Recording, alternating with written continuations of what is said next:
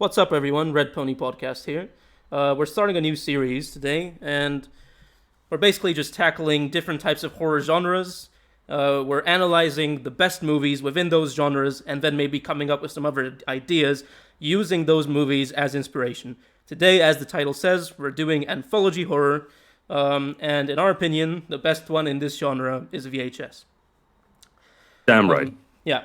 So the way we'll do this is we're going to tackle this short by short, individually, in detail. We're not going to gloss over it. We're going to go deep in the weeds of what we think each short does well individually.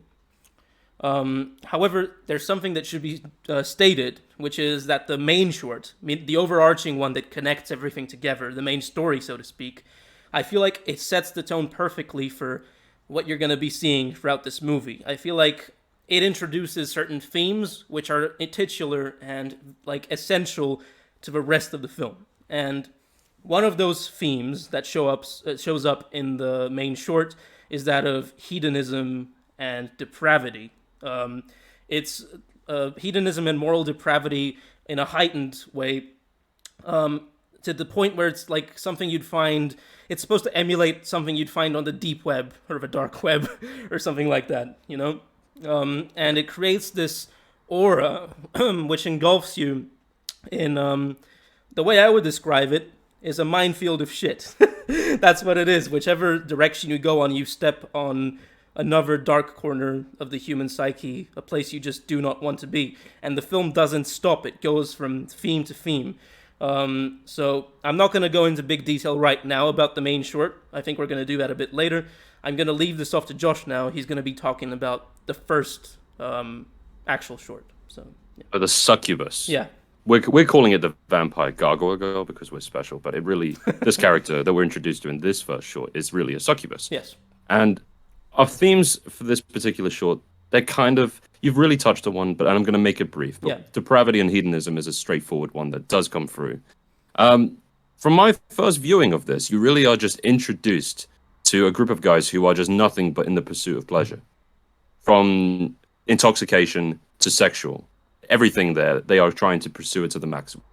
And our main character in this particular short, he's kind of outside the realm of hedonism and depravity to an extent, which kind of really sets you into the frame a little bit. And it's interesting because he kind of doesn't take part in what's going on. And as the night progresses, under this theme I'm talking about, it really just hits all levels. And we kind of get to see a gore version of what kind of happens if you do try to pursue as much pleasure, in my view. It's like, listen, if you're going to try to pursue this much pleasure, bad shit might happen to you. It's almost like STDs in a visual form. It's like, listen, your genitals will be removed almost. And that's exactly what happens. So, depravity and hedonism is a straightforward and interesting theme that this particular short goes through quite well. Any thoughts? Yeah, I mean, I completely agree.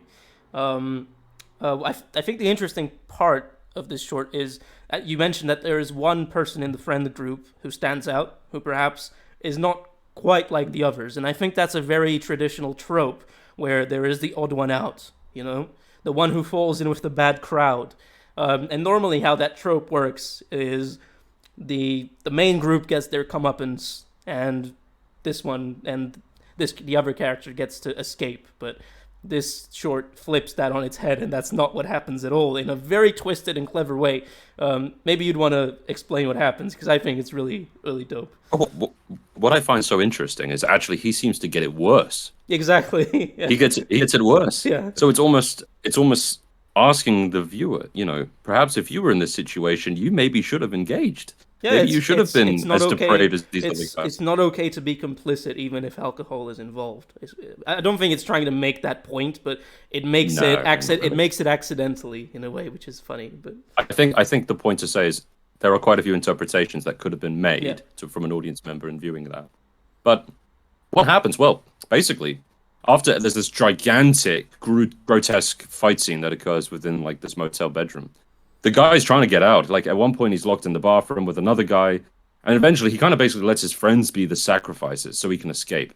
At least so he thinks. And then he gets down the stairs. He's, like, crumbling, falling. And then I think he injures himself quite badly. Is that the case? Yeah. I believe he breaks his ankle. Yes. Or something to that end. Anyway, we get this really close-up shot with the gargoyle, technically a succubus, approaching him. And Really? Well, I still find this kind of unsettling, shocking, somewhat interesting that she just kind of grabs him and flies off with him. Just fuck off. Bye. I'm just gonna take you back to my nest or my castle if she's a gargoyle, which I think she should have been, but nevertheless. Yeah. So pretty wild. Yeah. Yeah. It's just interesting how it's like it has layers to it which are quite disturbing in the way they interact with each other. Because on the one hand, there's the thing we talked about where it's technically a group of just drunk, horrible lads who are basically forcing themselves onto a woman or a girl who is clearly at first not right. She's either not right in the head or she's not uncomfortable in this situation, and it just escalates, and they don't take that into consideration at all.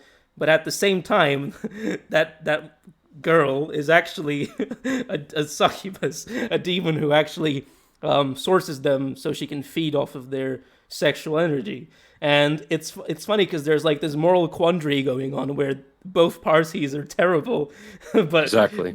Yeah. but they're terrible in different ways which don't mesh together, and it just it creates confusion within the viewer's mind. And Yeah. And debate. And yeah, I was just thinking to myself, maybe this is a bit too controversial, and please do not laugh at me, but this could be a feminist piece. By virtue of the fact that it is just, it's a little bit not very tasteful, I'll admit. In a lot of ways you can interpret it, but and I'm very much hoping it was not the intention. I'm just saying that is another layer of interpretation you could have. It's again, it is about, to some extent, empowerment. It's kind of about masculinity. It's kind of about trying to, it's like a modern wave of feminism. But anyhow, I'm not going to go any far into that because I'm definitely not so inclined or intelligent to do so. But just a thought.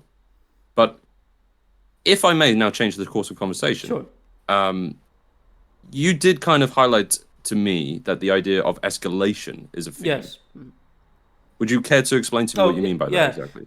So once again, this is something that is prevalent throughout all of the shorts, and once again, it is introduced from the overarching story.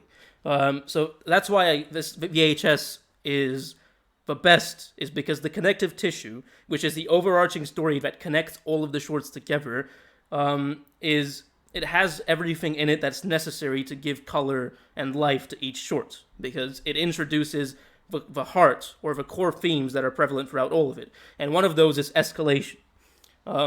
And this film, especially in this short, it does escalation really well, because it doesn't just happen all at once. There's a sort of pacing that happens to each like horrifying reveal, At first, it seems like at first it seems like maybe they're just like drunk lads, but they aren't really that bad. They aren't going to do sexual assault or anything of that sort. Yeah. And then they get in the car, and they're on their way.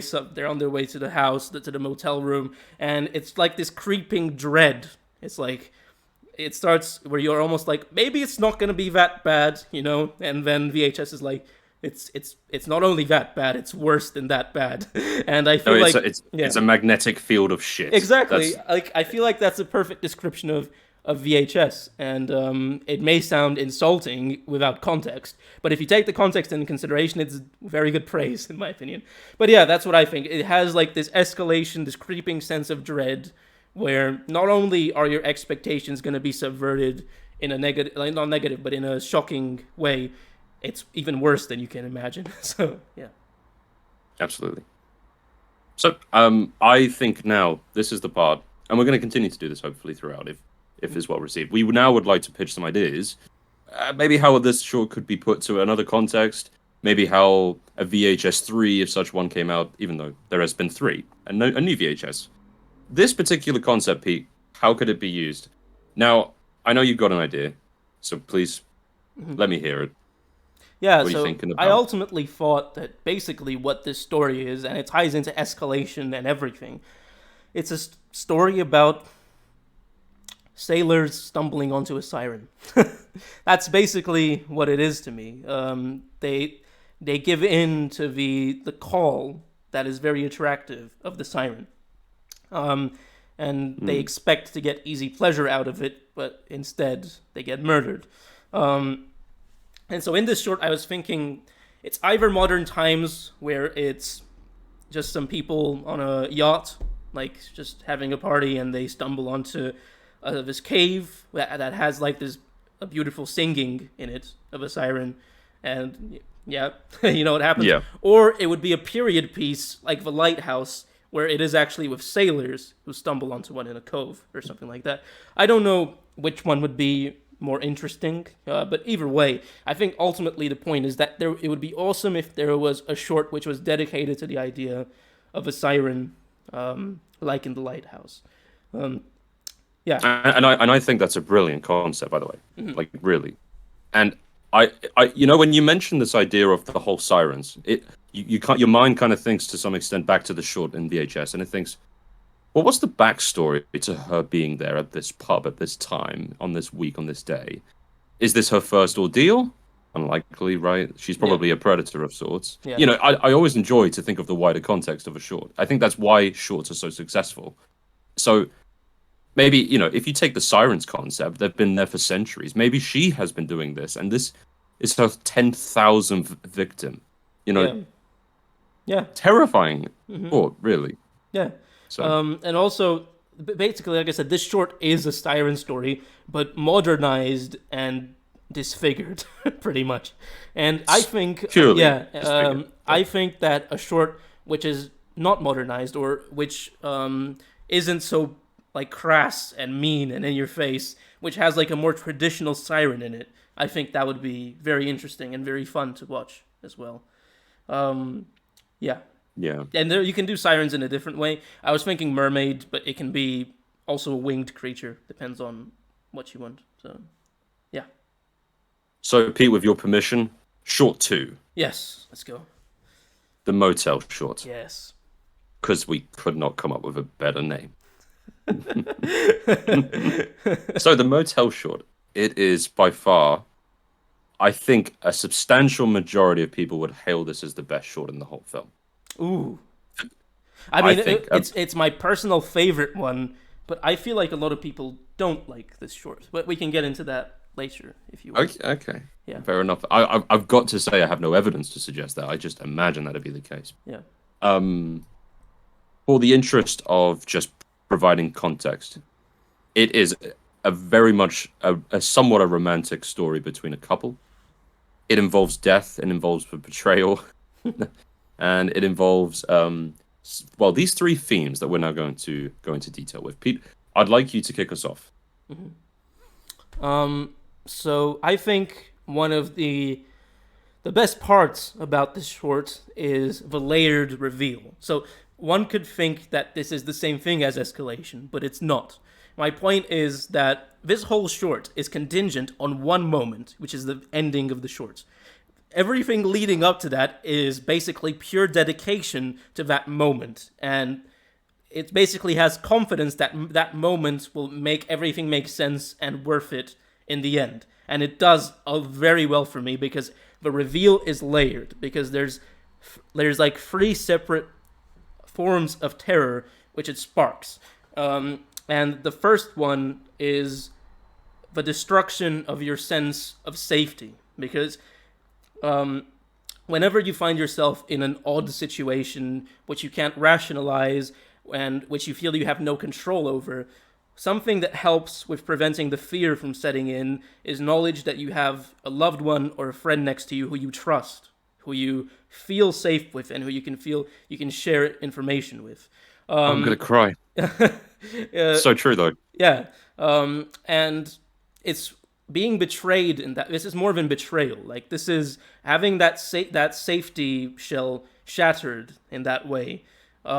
Is not just appalling, but it's actually there's a form of terror which it induces, pretty much, because the audience, just the same as the victim in this short, experiences the same weird events that lead up to the ending, and we feel safe throughout it because we know the main characters and we can place them in a way which is logical. Okay, they're husband and wife or girlfriend and boyfriend, and basically that already creates like a bubble where we are afraid of the outside world, right? We're afraid of what can come bumping in the door. And I mean, even though something else does, ultimately the horror of what happens is that we find out that the person that we viewed as safety was the traitor, was actually like psychopathically planning and premeditating this murder for years.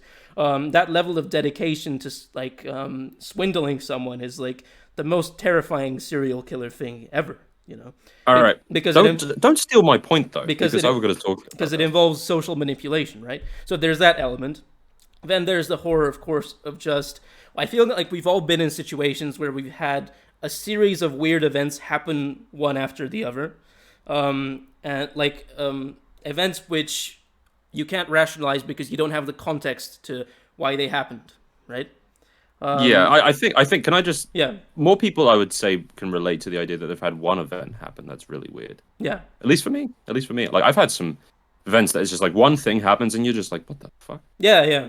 And you're just like stunned, you know? Yeah, and if you, exactly. There's this stunned feeling where it creeps up on you, and yes, and that's the breaking of that barrier. And you know, those are the things which make you stay up at night, just like thinking about it and torturing yourself over it.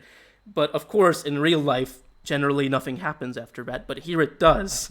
You actually have the response to those events and the thoughts that it creates. Yeah.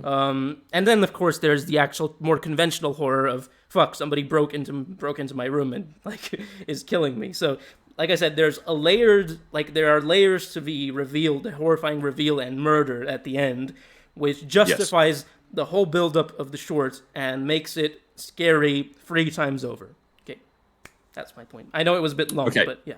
And it was a good point. Yeah. Don't worry. You did good. Okay, so I have to now take... You kind of started it, but it's the whole psychopathy. Yeah. It's the bravado of this main character, this girl. So I really strongly think that she has truly, not sociopathic, psychopathic tendencies. Yeah. Like she has like issues. Because, well, you know, even insofar as what she has committed at the end of the thing, there's a couple of situations where she had ample opportunity to kill her boyfriend or husband. I think it's boyfriend. For example, when they're at the canyon, he's kind of like waltzing around and threatening to jump off as a joke. Haha, where am I? And then, where are you? Oh, I'm over here. You know, I'm fine. Anyway, she could have pushed him. So obviously her motivation was not just to kill him. No. That was her motivation. Yeah. Go ahead. Sorry. That's gnarly for me. That's. You know, that's kind of like some Ed Kemper shit, or some, you know, Manson or something. No, maybe not Manson, but certainly Son of Sam or something. Someone who wants to keep records. And it seems to me like they're well practiced in it. Like, there's so many interpretations to this. And it feels like, in my view, this is kind of like almost a detective watching back evidence of a woman who's now been captured.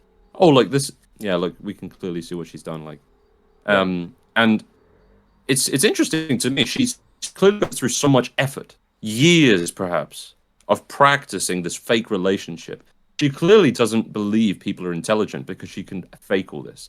Classic psychopath. Yeah.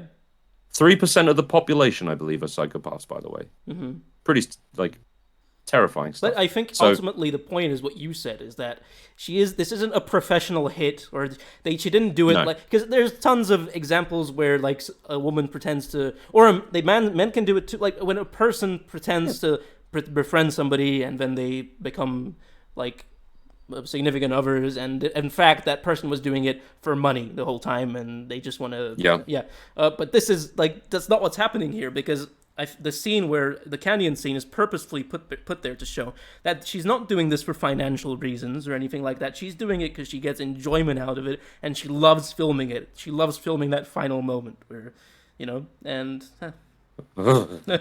So there also could be a financial motivation that's alongside it, yeah.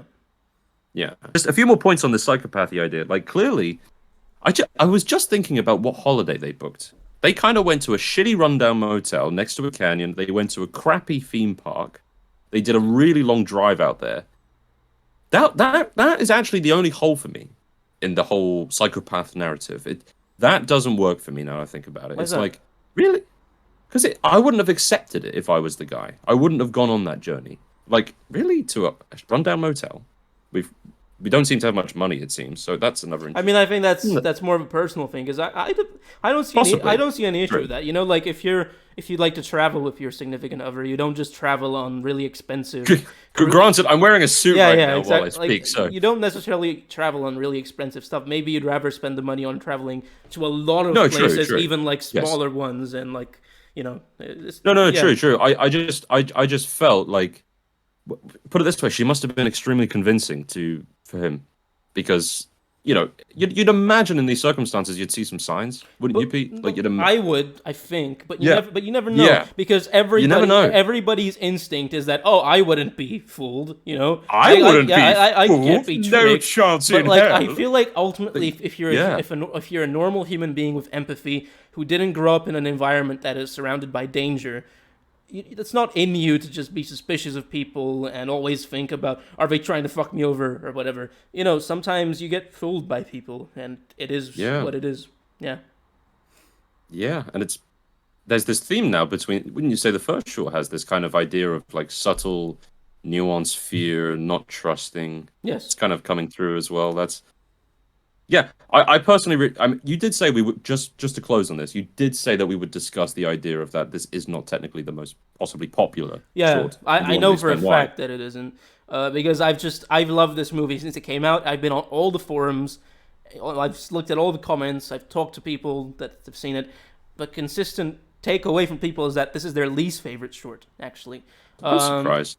I understand why. It's my personal favorite. I think the way it has dedication to that reveal, and then it kind of floods all of these questions, and it makes you start thinking about the couple and how they're like serial killers, and for me that works. But for a lot of people, the lead up is just too much of unexciting things being set up, happening, and then it's just somebody gets murdered, and they're like, yeah, of course, it's a horror movie. So is it? It's kind of like a line, right? You got to try to find, with not being too boring, leading up to this great punchline, so to speak, sure. and then keeping the characters interesting, keeping the dialogue good, and keeping the setting. So maybe one could make that argument. I'm not saying that.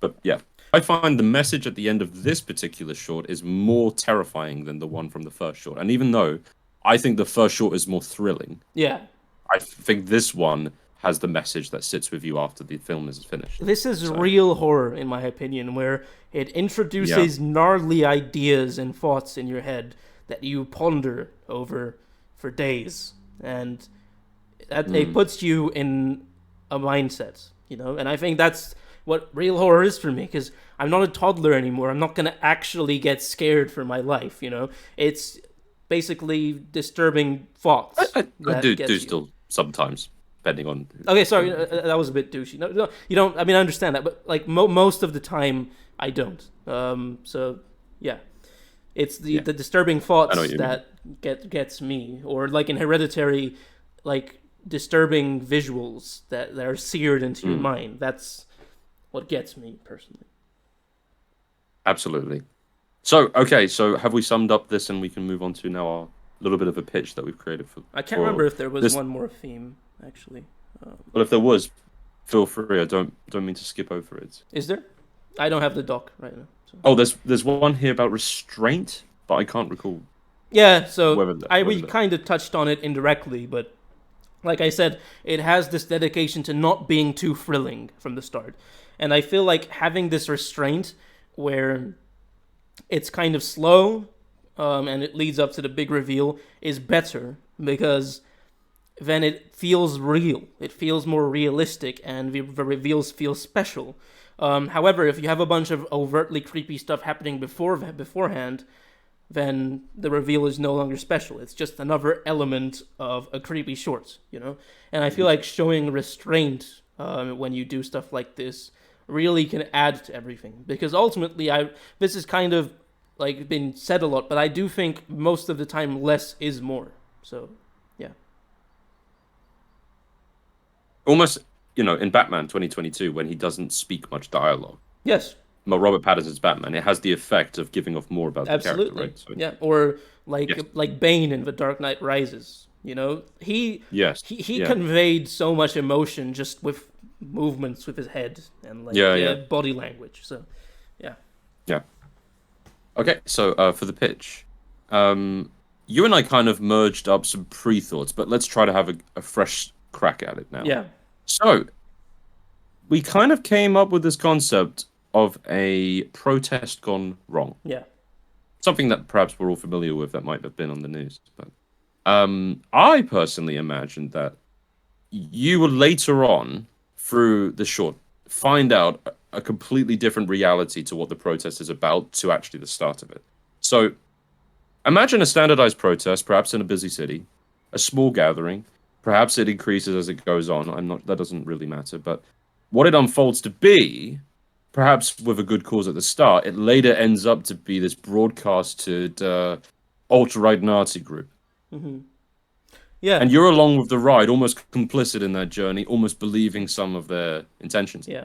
That would be an interesting ride. Yeah. I don't think it has to be a Nazi group. I think ultimately what makes the short special is that it's one of those films, or well, in this case shorts, where it all happens over the course of one night. So it's contained, right? Yes. And yes. once again, we have escalation and reveals. Basically, At first, it seems like a completely peaceful protest. It's almost more of a march. But then you find out that there's other people who have other interests about this thing, and they introduce troublemakers and people who turn it violent. And I feel that just ultimately, it feels like this event which is bursting at the seams, and as time goes on, it goes places which you wouldn't expect.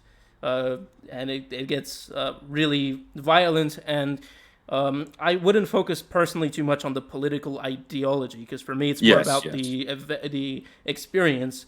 But I would ultimately make the point where it's, by the end, the whole point of what they were trying to convey gets muddled and lost and changed and distorted, and no political point is made at all. All that you remember is the violence. So that would be at the end. But that's a really interesting point, though, because I had the idea of starting this out as through the perspective of a tag-along, someone who actually wasn't even intending to participate. And as it transpires, what it kind of comes to be is this collective thought of anarchy. So you go through the stages of maybe getting different opinions from different lead characters. Yeah. And as it progresses, maybe all of these have good moral intentions, subconsciously or consciously, whatever. But as a collective, they are just anarchists. Yeah. And they just want to kill it. And then everyone's just having their body parts, limbs thrown away. But I was thinking one Molotovs. element could be like, not a conspiracy, but like actually another party, maybe the opposing party or somebody else, actually sending in other people in the group to start shit, and that type of thing. But yeah, it doesn't really. Those are just details. Granted, I know if you're into movies, you probably already are like, well, you're kind of ripping off this idea. But it's like, okay, so there's this movie Irreversible, right? It's made by Gaspar Noé, and it's about this guy whose wife. They're at a party. They're all just having a good time. They're drunk, and he needs to go somewhere, and his wife has to walk alone at night through an underpass, and unfortunately, she gets raped by this guy. And she gets beaten up too, and she ends up in the hospital. And basically, this guy then goes on a revenge path where he teams up with like these guys who are like kind of cops, but they're also corrupt, and they're like, we can get these guys, but if we do that, they're going to prison, and they're gonna get a warm meal and new clothes, and they're gonna be fine. And so instead of doing that, he sets out to find them and enact revenge on them. And he's not a bad person, but the more he goes into this path of revenge, he resorts to more horrible things. And in the end, he ends up beating a person almost to death, thinking that it's the person who raped her. It wasn't even the person who raped her. There's a misunderstanding, and he beats a completely innocent person, and you can actually see the actual rapist kind of smile in the background, laugh, and leave. And I kind of copied like the general vibe from Irreversible in this protest idea. Don't worry, yeah, we won't sue you in court like Ed Sheeran was. Don't worry, we'll be fine. Yeah. But ultimately, I like films which escalate from something that seems normal and it goes through a whole Yeah. a journey of moral depravity. So yeah, But along the lines of also keeping true to what the reality of some human instincts are, what humans are capable of, yeah, and sadly, what a lot of, there's a saying. It's kind of like it's really hard to do something well. It's like an old saying of sorts. It's a lot of things that people try to do will fail and be miserable and not work. And this is kind of like an idea of like when you try to have like these political ideas, a lot of them can fail. not only that, it's really hard to do something well. It's very easy to do something that is destructive, And Yeah. yeah, Humans are naturally destructive to some extent. sure. Some may say. Anyway, getting a bit too philosophical. But the shot 3. Yeah, 3. We're at number 3 now. So we're going to be talking now about, we've nicknamed it the digital virus. Technically the woodland setting. I definitely think, Pete, you can explain this better because I'm not that much of a fan of this short. So I'll let you go for this one. Okay, so this short, in my opinion, is a really cool idea that is executed in possibly the worst way it could have been executed. But it still is a cool idea, and I think it's worth going over. So basically, this short is about this woman who brings her friends to a woodland area. And at first it all seems friendly, but then you realize that she's actually brought these people as bait to try to trap and catch this digital being, like an entity. It's a evil entity that interacts, that kind of messes with electronic equipment and digital equipment. Basically, the reason she's trying to trap it is because it already attacked her and her friends a while back, some other friends, and all of them died. And she has trauma as a result of this, and so she feels the need to come and kind of stop this thing by using these other people as bait, and that's one of the interesting themes about it. But I think, as I've said, whilst the execution was not perfect, I do think it is worth praising good ideas, and Here. I think this short really shines a light on the creativity prevalent in VHS, and this creativity manifested itself more in the second film. We're not going to talk about VHS 2 now, but I feel like this is a blueprint for what a lot of the good shorts in VHS 2 would end up like. So having this idea of trying to trap this thing, which you can't see it properly on camera, but it can interact with the world, and having it be like a glitch. They call it a glitch. But it's in a woodland area, so you have this contrast between a place which is of nature and has no technology or anything of that sort in it, and something that is fundamentally technological and modern, it's a glitch, it's digital. So I think that's cool. Creativity is good, and I appreciate it here. Sometimes you just... I think I'd be inclined to agree, just to say. Sometimes you need... Thing is, sometimes you need a budget, and you need to think. Yes. You need to kind of think on the plan of how you're going to execute it a little bit more. But yeah. But hey, who the hell are we to judge? Like, they still made something. Yeah, but sure. Yeah. I suppose what we're trying to say is these are just our views. So anyway, right. So I was going to just quickly say the one theme. So theme number 1, what I think comes across quite well in this particular short is the idea of trauma. So inevitably, we are at this location because of prior trauma from the main protagonist. We are greeted with some sort of awful flashback scene of this friend of hers that has been brutally murdered. Yeah. Probably the most graphic scene in the entirety of the film. Yeah, these are the brain-searing images that you get sometimes in films like this. It's retina damaging. It's exactly. It's quite good, actually, but overall, from memory at least, it's been a while. But so trauma, it manifests itself with her obviously being there to try to use. Interestingly, there's a question that arises with this though, and it's the idea of how does one naturally deal with trauma? Yeah, not well. It seems to be the case. I think this short does an excellent job of explaining that. This character clearly is just in misery and pieces of losing a mate, losing a good friend. So what she does, which is not really logical, but it is logical under the guise of being under trauma. She brings 3 friends with her to act as bait or to assist. I would say bait, really. So really what she's done is trying to lose 3 more people that she may or may not be the best friends with at least morally, it's not correct. But to try to get a revenge or to try to deal with this glitch that exists. So trauma comes across in almost a realistic way, I'd say. It's not rationalized. It's not tried. It's not someone who's gone there to say how would someone react that isn't too silly. It's okay. This person's going to react almost impulsively. Yes. Yeah. And it worked for me. I was thinking, holy shit. Okay, I get it. Like I'd be terrified if my friend or partner was doing something like this. I'd be like, shit, they're under so much problems, so much trauma. Yeah. So. Yeah, because people do horrible things when they're traumatized or when they have addiction or something like that, and that's not the real them. It's just what the impulses are telling them to do because they no longer have control over themselves. And she still does something horrible by using them as bait, but I like the element, like the depth that her character has. But on top of that, it's not just this. There's also the element that she actually tries to tackle it, which I think is a theme of, like, a very human theme, which is humans will naturally try to understand everything that they come in contact with and try to deconstruct it and control it.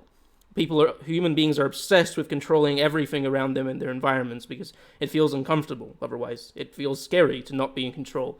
And so she tries to tackle it and trap it and actually stop it and understand how it works, pretty much. And I think that's really interesting, even though it's clear that this thing cannot be understood, or humans are not capable of understanding this thing. And it's interesting, but yeah. At least not in the confines of what she has at her possession. What she has. I'm sure if, like, some terrible wooden traps. Like, even in a more scientific setting or a research setting, how are you going to trap this thing? You don't know how it works, But, don't know. Yeah. It would be the subject of probably countless deaths and a lot of breaking stories. That, exactly. Yeah. And a lot of problems, but I'm sure there would be a way. Yeah, of course. At least, if not, at least in fiction, there's a way. So. You kind of mentioned really the themes overall. I mean, there's the idea of originality because, again, this idea of this digital construct of sorts that we've entitled it that. Of course, please feel free to disagree. And maybe even you disagree. I see it as some sort of thing that is seen through the lens of a camera or interacted with gadgets. And for the time this film came out, which I believe was in 2012, right? Yeah. It's kind of interesting that they went for this digital approach. It's kind of new wave still at this point. I imagine if this short was made today, it might even be doubly as impactful. Because there would be better gadgets to interact with, better resources we could use to kind of this is already tell the story. It was retro back then, too, because it's tapes, It's right. using, old video cameras. It wasn't using proper digital stuff. There's something terrifying about old tech. Yeah. I mean, it can be made to be terrifying, yeah. I don't know why, and I know it's something that's probably second nature to anyone who's thinking, like, there's probably people going, obviously, VHS tapes are shit. But they are kind of freaky. You have to rewind the fuckers, they give all this static. Yeah. They're freaky. And even CDs now. Are CDs going to be the next... Yeah, it's also, I think, like, years and years of horror movies using tapes of, like, home movies where there's, like, a creepy kid or something like that. And people go, like, when they finally crack the case of what the ghost is, they're like, oh, we have a home movie. What was Steve doing in this home movie? And whatever. Like, my point is, it's been used. You always find some weird fucking movie from 2002, and it's like, I wonder what this is. Oh, Billy's killing his cat. This is great. Yeah. So just a point on the originality thing. It's just because this is going to lead into our pitch. Yeah.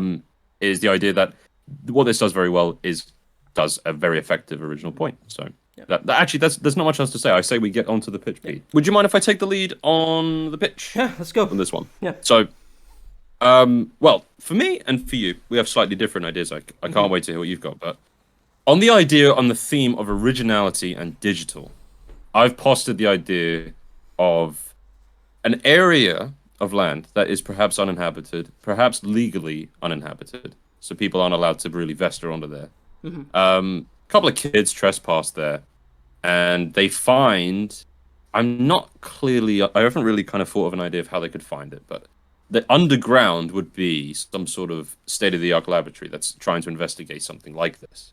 And perhaps by just virtue of them being there by like the radiation. You'd have to try to explain it probably through some actual physics, but this particular entity comes out at that point. So what I'm trying to do, my idea is just to try to create a better origin story for this construct that exists.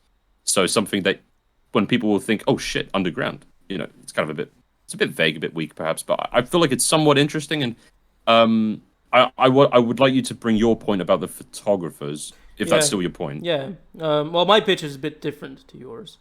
True.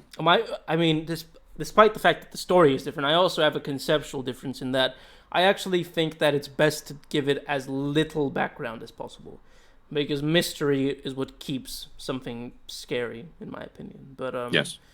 But I though there is a fine line. Like, you need to give people some kind of minor explanation. Yeah. At least. So yeah. But anyway, my idea. I think what makes shorts and films like this entertaining is by having people that fulfill a certain job, that actually actively have an objective. You know what I mean? I find it much less effective when it's Friday the 13th style, when it's just some kids having fun and they're just basically waiting around to be murdered, you know, and the only point is survival, you know. It's cool, but for me it's more fun when you actually have an objective on top of survival. At least it's at the start, which is intrinsically tied to the characters. And in my idea, I would like it if it would be this group of young filmmakers. They don't have much money or much of a budget, but they're trying to make this movie, right? And the way they do it is by stealing shots, pretty much. They're not going to get permits for places, but they steal shots wherever they can. And the way they do it is they go to different abandoned urban locations, you know, late evening, nighttime, and they shoot, and they're using like creative ways to get lighting. And at first, I think that's fun, of just some people trying to make a movie, you know, and eventually they stumble onto one location where they encounter the glitch thing. And of course, they don't just encounter it obviously at first. Initially, they start thinking, oh, this fucking equipment is shit. It's not working again. It keeps on glitching out, you know. It really sucks being broke, doesn't it? Yeah. But they try to fix it, and they try to salvage it, but then they realize that there's something interfering with the tech. And they go, and basically what this place is at first it is like a factory, an abandoned factory, in my opinion. And then they enter it, and then they start seeing more of this glitch thingy, in my opinion. That's interesting. Yeah, and that's interesting. And I'd like if one of the characters is not a maniac, but he really wants to make the film, right? So even if he doesn't understand what this thing is, he's gonna use this thing to make like a dope film.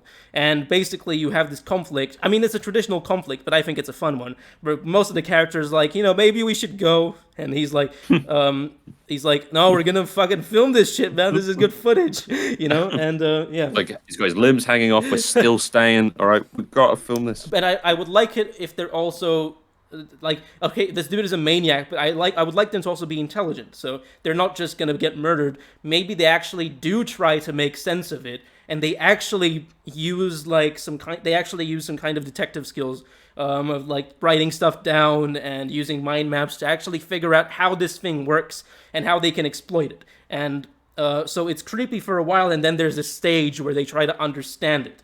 And may I add a point? I almost Imagine if they were both, for example, avid gamers, for example. I hate the term gamers, by the way, but yeah, it's pretty lame term. Yeah, there's no other word appropriate. I know. It's not the fault of the word itself. It's the fault of what culture. The culture, exactly. Yeah.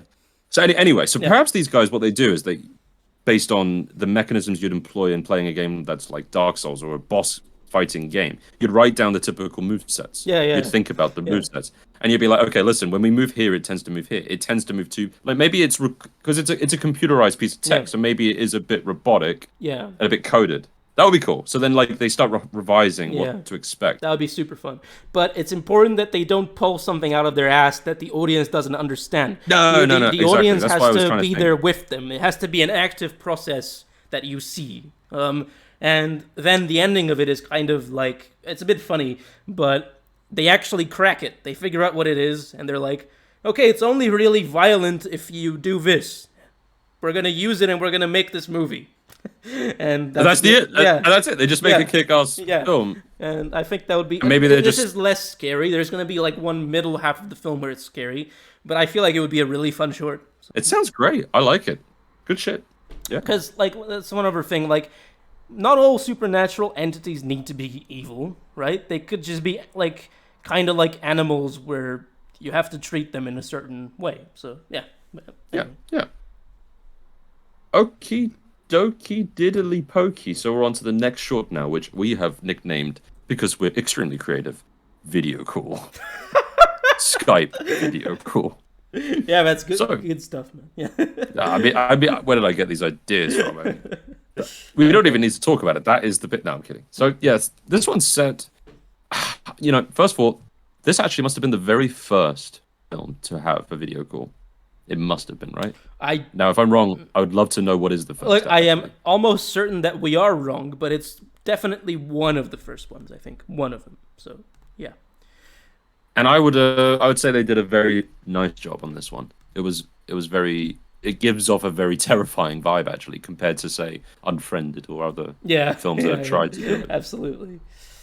So, in this particular short, we're met with what seems to be, that kind of gives a lot away at first, doesn't it? What seems to be, but it's a couple that are engaging from a distance, obviously using a video call. And the girl in this particular relationship, she's undergoing a terrifying situation in her house where she is convinced that it's haunted. And the guy, being the caring boyfriend that he is, gives her trashy instructions about how to try to, deal with the situation.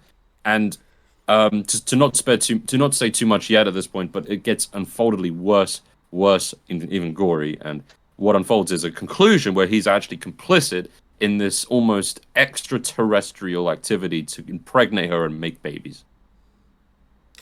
I don't think that's necessarily it.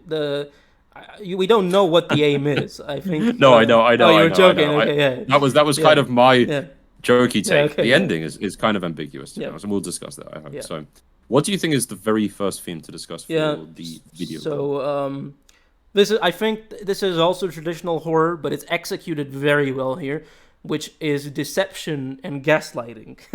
I know I'm using gaslighting in a term which is out of the normal context in which it's normally used.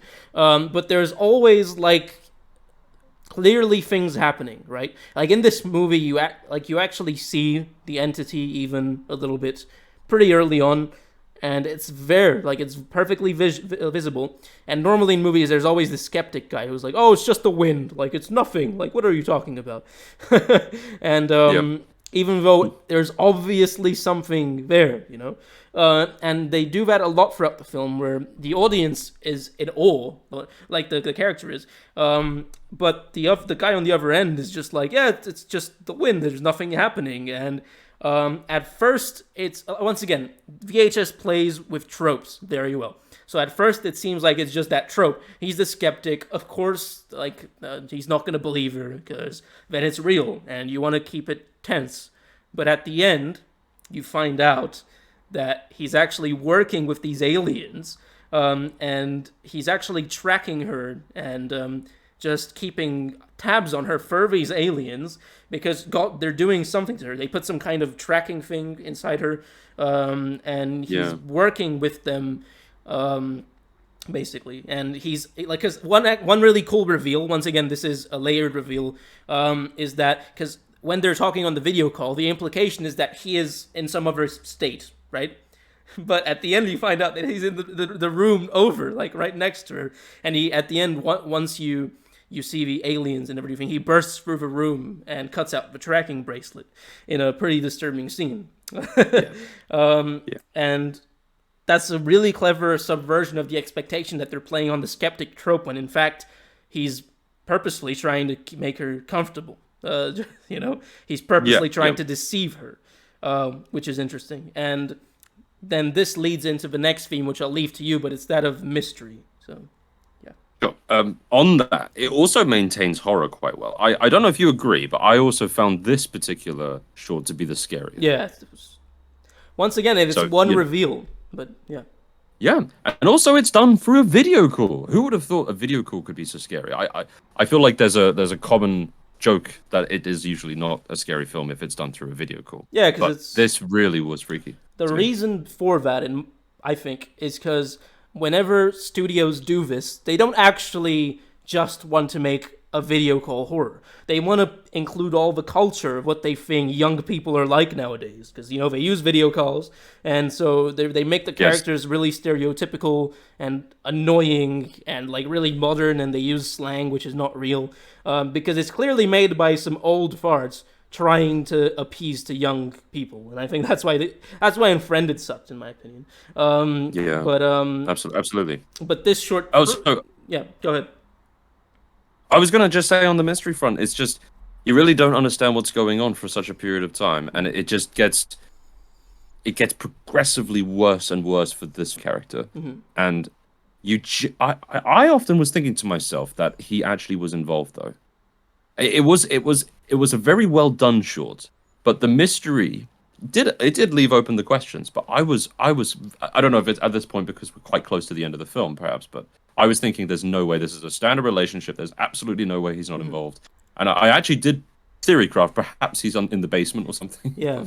But once again, VHS poses this moral quandary, and it does this so often where it utilizes the darkest recesses, the underbelly, to make the audience pose moral questions. Because, yeah, he is working with the aliens, but it's clear that he's not because he's evil. He's being kind of blackmailed by them. Like, he's being forced to work That's the with implication. them. And at the end, he's like, how long are you going to make me do this? Like, can we stop now? And, yeah. So I think that's interesting. The only thing I'd like to add, and I think you'd best be served to talk about the last theme, which is the design dichotomy between the childlike look and intelligence. Yeah. I'll let you go into that. Oh, okay. But I wanted to just brief my own views on. I think if I'm correct, I'm going to quickly search my memory, but I believe it is the only kind of de facto jump scare that occurs within the film, the whole film. The moment to which the alien lookalike creature thing just runs through the door and it slams shut. It was. It's never easy to describe how a jump scare affects you, except from but it got me good. It got me good, and I was It also brought me in to the subsequent moments that unfolded, and I was like, okay, this is actually quite good. So, but yeah, I'll let you take the last man. Yeah. So tying into the mystery thing, another thing that really works well is that it explains to you what the entity is, what the creature is. In this case, it's aliens. But you don't know that much about them. You don't know how they're communicating with the guy. You don't know what they're doing to the girl, why they're tracking her. Are they doing experiments? You don't know their intentions. You don't know how they got there. You just know that they are extraterrestrials and that they're doing dodgy stuff.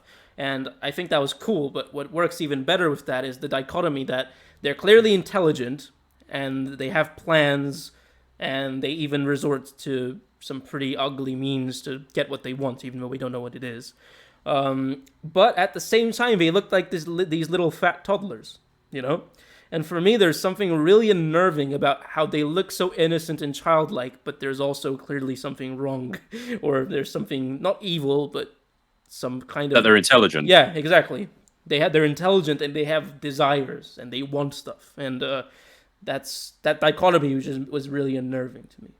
Well, they're also capable of communication, let alone the fact that they're intelligent. Yeah. That's also terrifying. The day that we find a species on Mars will probably be a microbe of sorts. But the day we find a life form that can communicate back to us, therefore intelligent life, what will the world be like? It would be, everyone would be in uproar. I don't think people would even go to work that day. That's what I really enjoy about the film Arrival. I don't know if you've seen it. Have you seen it? I haven't seen Arrival, no. They do it where these aliens come to Earth, and eventually they make a task force and they bring in a translator and they try to find a way to translate their language, Right. And that sounds quite interesting. Yeah, it is interesting, and they do it successfully even. And this whole communication where it's more of Yeah. communicating with a language you don't know. It's like something else. It's communicating with a different physiology. So, yeah, Yes. Even though they may be carbon-based life forms, they inevitably will have had a completely different evolution. exactly. Yeah. So that's interesting. Yikes. Okay, so in terms of a pitch, I don't know if we actually have one for this one, do we? For the video No, call? we thought this short was kind of perfect. So, I think we concluded that we had too many actual pitches for the next one, yeah, which is interestingly enough the last short, besides the meta story, and it is also the most simplistic short. Not to take anything away from it necessarily, but therefore we've come up with some extra pitches Yeah. to counter the lesser runtime that we'll talk about the episode. But so the last short, Haunted House. I mean, these titles, man. I mean, Yeah. Jesus. Sorry, can you change that? Halloween brackets Yeah. Haunted House. There we go. Okay. By the way, this is us So- just giving them bad titles. As you can see Yeah, in the bottom right corner, I actually put the actual names of the titles, which are better. But yeah, we Thanks, Pete. Okay. So Halloween Haunted House, the Guerilla Exorcism. So I actually found this one to be quite interesting because of how I thought about other ideas afterwards, really. But a quick rundown. So essentially, it's these guys on Halloween night. They're trick or treating. I think they come across a strange house. They kind of enter the house, have a look around. They kind of end up waltzing around the house, checking everything out, and they eventually find upstairs, beholden to themselves, an exorcism by these guys, and they're literally just they're like whipping her and just, just trying to like get her out of her, and these guys are just like, oh my god, what's going on? It's just and then it turns out that they try to save her because they feel like they're the good guys, and she tries to kill them, and she's like got her handprints all over the house. She's like chasing them, dun dun dun dun dun. And I don't remember how this happened, but then they kind of got her out of the house, and then they drove her away. Do you remember how that moment? That exchange. They just saved her and they put her in their car. They actually did save her, and then she was just like suddenly not killing them. I don't remember her killing them. That's the thing. Well, she had like a handprints everywhere, and she was like screaming and yeah, stuff. yeah, but she wasn't trying to kill them. She was just in distress. So maybe okay. So then essentially they drive away, and I think they get a certain distance away, but then the car stops. Yeah, the and car obviously stops. She stopped them, and where did she stop them? On the train tracks. On the train tracks. And they can't open the doors. They can't do anything. They're just stuck, and the train runs them over. Yeah. Yeah, and the end. Yeah, but this is my least favorite short. Just putting that out there. I mean, mine too, but it is a crisp short. It's a sweet short. It's almost a little... I think it's almost going back to a little classic point, because it's like the idea of a ritual of exorcism. It's like they didn't really talk about exorcism in the entirety of the thing, so it's kind of... It wasn't really about the exorcism per se, but yeah. Well, it involves it, I suppose, Yeah. but it's interesting for me to see this. I'm sure we're going to do an exorcism video in the future about which one is very good, but it was surprising for me not to see one. So, that was just a point of thought. But the first theme that really comes across here is the idea of just stumbling into the wrong place and being at the wrong place at the wrong time. Yeah. Right. It is, and it's such a powerful idea that can be used in short anthology horror. You can create a marvel. I mean, that is essentially what a lot of the VHS episodes are based on. It's just the idea of being in the wrong place, the wrong time, in some sense. But this one does it masterfully. These guys obviously had no preconceived notion of what was going to happen. Suddenly, their whole destiny is changed, and they're dead on the train tracks. Yeah. I don't particularly love the ending, as I'm sure you'll agree with me. But the idea, maybe not the execution, is great as well. Yeah, so this also is the least thematically packed. It has the least going on. It has no bells and whistles. I think pretty much the only core theme of it is stumbling onto the wrong thing. Because as you said, they're actually invited to a Halloween party, but it's the wrong house. Okay, that's what happens. Yeah, okay. But it's the wrong house. It's the wrong house, and they stumble onto this. There isn't too much to say, so that's kind of why we. I mean, Pete, if you've got any other thoughts, I'd like to hear them. But for me, I thought it was above average short. Yeah. I didn't find it too interesting necessarily, or too scary, or too thrilling. I thought it was the thing pretty about good. This is that this theme is something that will always universally work on human beings. Right? Like this I'd be inclined to agree. This can be done over and over, and people will not get bored of it. Stumbling onto the wrong stone or the wrong location into the wrong place is something that just intrinsically scares us and bewilders us, because I think a large part of human life is just building a safe place for yourself, a place that you enjoy, and kind of a little bubble for yourself. That's a large part for most people's lives. And entering a situation where that no longer exists, I think is just scary. And also, it's not universal. It is diverse enough and versatile enough that you can take it into any other setting. You can do whatever you want with the idea of stumbling onto the wrong place. I think just the issue is the ending where, okay, so they take this girl out, and then they just get run over by a train. It just Now, this is one thing where you really don't know anything about there's no context behind who those guys were, and I feel like that makes it less impactful because there's truly nothing here. It's just the event.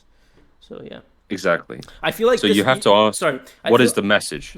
I feel like this would have worked better if it was in a full-length movie, and this was the first scene of the movie, where it's like a police officer or a detective gets this tape and he looks at it, and this is the event, and then you uncover this whole maybe empty man thing that's going on. I feel like that would have been more compelling. Another potential way they could have used it in a more effective way is if they used it at the very start of the VHS film. Yeah, because it could have foreshadowed really the ending. It's the least traditional the most traditional too. It's like a way to. Well, yeah. The way to ease. It's the right way to build it up. Mm-hmm. It's the right way to build up the tension and all those things, but also for the meta story that's going on. Yeah. It kind of foreshadows the conclusion almost that they end up at the wrong place. But to be fair, they were really at the right place. So you'd have to adjust accordingly. But that would work. Yeah, we're going to talk about the meta story, but let's do the pitches. Well, you mentioned this great point. It's just you can use this concept for anything. So let me give you an example. Yeah. I have an idea for a twisted comedy where a slasher accidentally becomes a slasher. Like a random person accidentally becomes one. So perhaps, in self-defense, this girl, he kills someone. Whatever, doesn't matter actually. But then someone witnesses it. And then he's like, oh shit, he's panicking. He's dealing with trauma, as we discussed. The theme is again prevalent. But then he kills him because he's got to try to protect himself, but it's all in the moment. And then maybe a guy on a toilet across the parking lot looking out the window. And he's like, oh shit, that guy sees me. I better kill him too. Now, there is a flaw in my logic. Have you ever seen, what's that David Lynch film called? God damn it. You'll put it on screen, I'm sure. Mulholland Drive. Have you seen it? No, whatever. Basically, there's a scene in that film where there's this derpy fucking hitman, right? And he's sent to kill someone, right? And he gets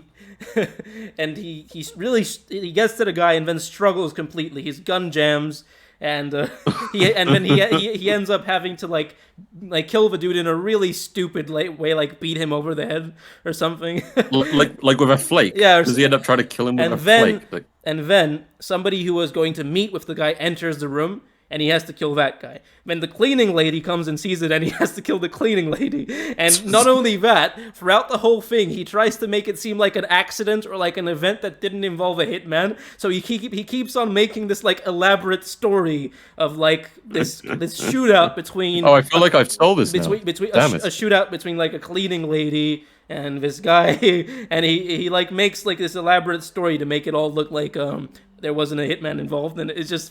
It reminded me of that. So it's a perfect precedent to set a great story up, which is absolutely hilarious. Yeah. And I can imagine almost you got to try to just pretend you'd understand all the facts leading up to such an event, but maybe he just ends up in a very cliche, typical cabin in the woods style thing, and he's just bursting in with a machete, and he's like, "Why am I here? I don't want to be doing this," and he's just swinging his around, killing everyone. It could be hilarious. So yeah, I mean, Evil Dead. There's not enough. There's not enough stuff like Evil Dead and ideas like the one you just came up with. It's just overtly comedic and schlocky, but it's good. you know. So, Yeah. I just want to plug Stitches, a good British film involving a terrible form of art, which is basically a clown that kills everyone in really retardedly grotesque ways. But I found it to be thoroughly enjoyable. I'd like to say that's a good film to watch if you're interested in that kind of style. It kind of nails a bit of that. Hmm. It's not really so much about. He is an antagonist. He is trying to kill people, but Yeah. it's funny. Anyway, so and I had a second idea, and I'm sorry to take the floor so Go often, ahead. but the second idea is kind of inspired a little bit about kind of like Grave Encounters, a bit of Black Mirror, I guess. But Mm. I was imagining, so we start in a day setting with a construction worker. I'm envisaging a cityscape of sorts, and he's working on building a new skyscraper. You know, he's wearing all the gear, the hard hat, everything, and he decides to take a break during his lunch hour or such, and he decides to have a smoke, decides to have a cigarette, and by virtue of him just going off course for once, he decides to go around the back left side to have a cigarette instead of the right side. He notices this strange elevator. Obviously, he doesn't think it's particularly strange. He thinks he just hasn't been up it before, but he's got a bit of time, so he goes up. He goes to see what's what, and he ends up on this new construction area. Is it up or is it down? I think up. Okay. I like the idea of up, but Okay. feel free to add your view if you don't otherwise. So he goes up, and he notices this new construction. I've kind of added a bit up. So he finds this new little construction short hallway, and he finds a couple of doors, not really doors, but openings where doors would be. He notices a dark one, just kind of like down the hall to the right. He decides to go in there. He's just exploring, and then at the end of what he notices is he actually notices a hallway that's extending way too far, and he's thinking, this is kind of weird. We're up high. This building's only yay big, for example, but it actually extends on forever. And as he's kind of holding, pretend I didn't say there's not a door. He's holding a door handle, and it just kind of disintegrates in front of him and falls to the ground. That would be a nice touch. But he just sees this endless way, and it's lit up under a color, perhaps. And my short was the idea that he would just be smoking and walking, and he's just exploring at this point, kind of curiosity. By the way, apologies for my camera. I notice it's doing that. But anyway, he decides to keep walking, and as he's going, this hallway does not give up. It's kind of like a Grave Encounters thing. He turns around, it's the same view. It's almost like a mirror. And I wasn't sure if it should conclude this way. I don't think you'd like it. Maybe this ends up being the whole short of him walking. And eventually he actually just dies, just from starvation, dehydration. Like, this is it. Yeah. So, the unexplainable infinite hallway was my concept. That's great. What I like about it is that it pulls on some of that House of Leaves. Like, House of Leaves had a genius idea where this guy just finds out that his new house, he does by just doing measurements, is bigger on the inside than it is on the outside, and then it turns into like a cave system. And for some reason, that's not been done after that in anything. It hasn't been done in much visual form. Yeah. Like, I totally have ripped off House of Leaves, actually. There is an infinite That doesn't hallway matter, dude. Everybody has influence. It doesn't matter. But I like that, especially in the context of a construction site. And I actually initially would have thought that it should go down, but the fact that it goes up, and it makes even less sense that it's so large. Because, that's kind of why I like that. Because you get the perspective of what it actually looks like when you go up, and it makes it even more impactful, actually. It's a really good visual way of showing that, and I think that's excellent. And just a long hallway, which is poorly lit, that's just awesome. The only thing I would do different is I wouldn't make it about just him starving and everything. I would make it so that there's like doors, like he opens a door and like there's completely different wild stuff in each door that doesn't make sense. Oh, Christ. Oh, like, we need a budget. It's a great idea, though. Yeah, and each door kind of opens into a different horror setting, And maybe he also realizes that there's kind of a puzzle to everything. Like, if he opens this amount of doors, one after the other, then there's another door somewhere else, which opens to something else. And then there's like a logic to the madness of how the doors work. And maybe he eventually tries to find a way to escape or something like that. That would be cool. And then you could have this kind of like the motel short, where at the end there is a build-up to a point where he finally gets out and he gets back, and perhaps it's underground now that he comes out from, and he's like, what the fuck? Like, first of all, it was infinite and it was up, but now I'm coming out from underground. But then he speaks to his colleague and he's like, you found the hallway, yeah? He's like, Yes, I found the fucking hallway. I've been walking around. What the fuck is this? What the fuck? You explain now what this is. He says, we were just told to build it. I don't know. You could have anything. I think it would be, granted, this would already kind of turned into a comedy skit. But yes. It would have been funny if he said, yeah, were you fucking sleeping through the meeting with the manager? The manager told us to not go in there. Like, or something like that. That's good, because that asks more questions then. So, yeah. Okay, what the fuck's going on? So, yeah, I think the concept of the walking into a random place and having that anything I know this is starting to get too complex and maybe a bit stupid. On the topic? A bit stupid if it's too visual about this short. But I was thinking maybe, like I said, the ending is, were you sleeping through the meeting with the manager? We're supposed to not go up there because of and you would have to come up with some word, but like because of the anomaly or something like that. And the implication would be that this is a person from a different dimension from where he ended up. So he ended up in another dimension where spatial anomalies like this are common. It's just kind of a thing that people record and then you just move around and ignore it. And so he's kind of entered this different world, and it's another version of Gary or whatever. That would be interesting. Well, as a physics enthusiast myself, I'd love to tie in the multiverse here, but it's a bit too. I don't know. I don't know how well it would perform. Yeah, sure. Yeah. But it's a great concept to explore, nevertheless. So from comedic serial killer happenstance films to anything like an Infinite Hallway, there's so many ideas you could come up with. I almost want us to make an episode dedicated to this where we just hash out 20 ideas. Yeah, that'll be fun. Maybe another time. That would be so fun. Yeah. Maybe another time.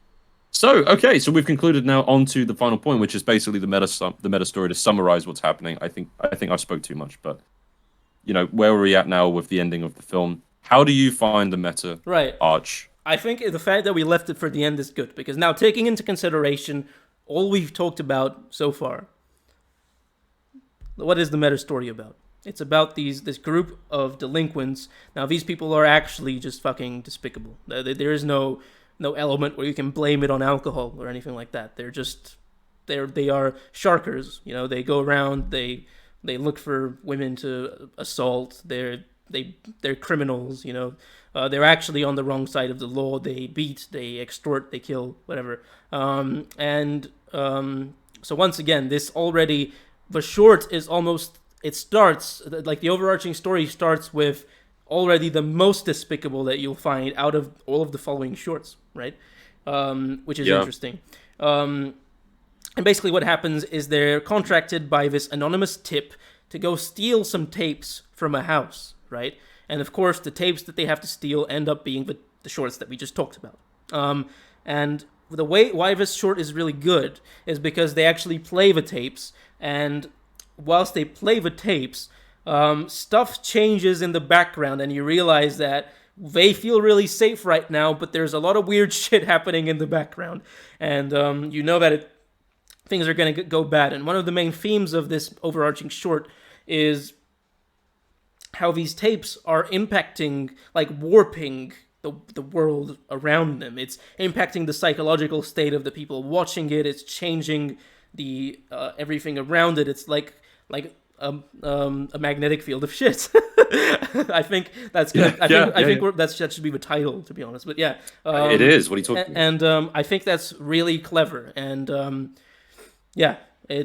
this includes everything. It includes the idea of stumbling onto something that you shouldn't have. It includes the escalation, the layered reveal. It kind of encompasses VHS, and all of the shorts are individual deconstructions of the concepts introduced in the overarching story.